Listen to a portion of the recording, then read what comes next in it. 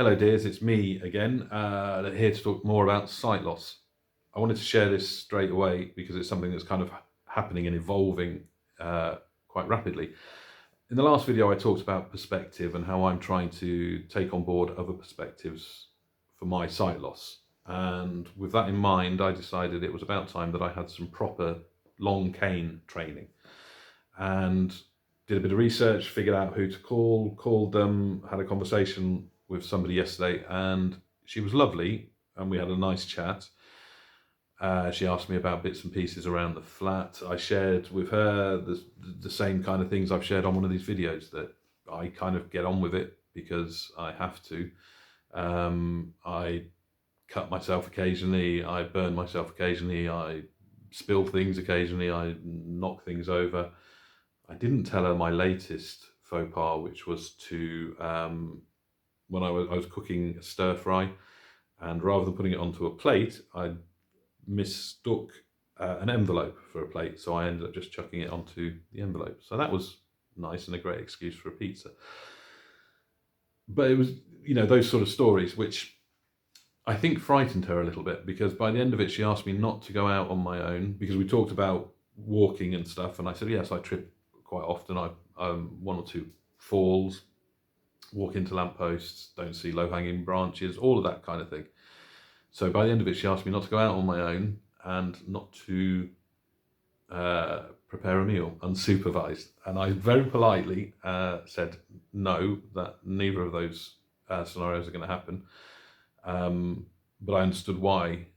I think I understood why she had to make those requests. But again, it's that perspective thing, isn't it? And it's also not having seen me in my sort of natural environment.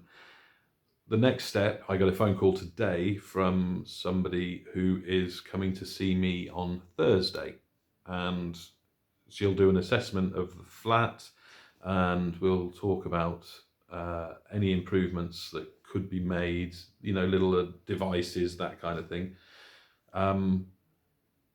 The way my brain is changing, as I said in the last video, I think I've been sort of almost greedy and selfish about my disability. Nobody knows it. It's mine. It's only me that knows about it. That's changed quite dramatically, and I'm quite looking forward to this in a way, because this is what this person does day in, day out. She is somebody that helps people that are visually impaired. So I'm very confident that there'll be a wealth of information that I won't know.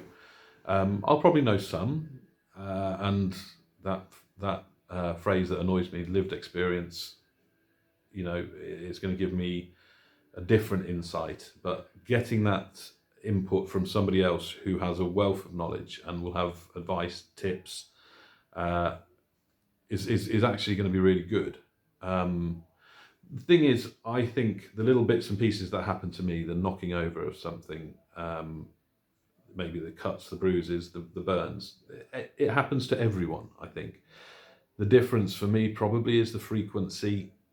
It happens probably more often, daily basis. And I guess it's the potential for disaster, a little stumble off a curb, not seeing a car coming. I get it, and I do understand the need for me going to the top of the list. I thought I'd be on the list somewhere for long cane training in a few months' time.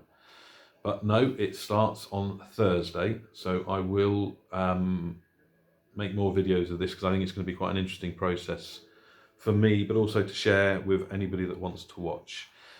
So that's it for now. I will shut up, and I will come back to you probably the end of the week, if you're interested. By the way, I keep being told I'm supposed to say, please like and subscribe. So I've said it, I probably won't say it again. That's it. I've finished now. So cool. Thank you. Bye.